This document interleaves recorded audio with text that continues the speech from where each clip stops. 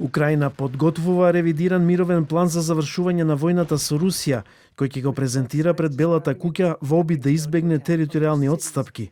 Украинскиот председател Володимир Зеленски е дециден дека нема да го награди Путин за војната. Вели дека е подготвен за разговори, но само во рамките на меѓународното право и правото на самоодбрана. Русија инсистира да се откажеме од територија, но дефинитивно не сакаме да се откажеме од ништо. За тоа се бориме, како што добро знаете.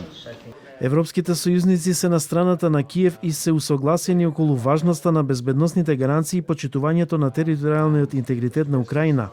Европа ќе продолжи да придонесува во сите напори за праведен и траен мир, истакнаа лидерите на Европската унија и на НАТО по состанокот во Брисел. Додека мировните преговори се во тек, Европската унија останува непоколеблива во својата поддршка за Украина. Нашите предлози за финансирање се на маса. Целта е силна Украина, на бојното поле и на преговарачката маса. Му потврдивме на председателот Зеленски. ЕУ останува непоколеблива и посветена на своите принципи. Суверенитетот на Украина мора да се почитува. Американскиот председател Доналд Трамп вели дека е дојдено време за одржување председателски избори во Украина. Трамп рече дека Русија има посилна преговарачка позиција од Украина. Нема сомнение за тоа. Време е Зеленски да се соземе и да почне да прифаќа предлози. Европа не успева да се справи со конфликтот во Украина.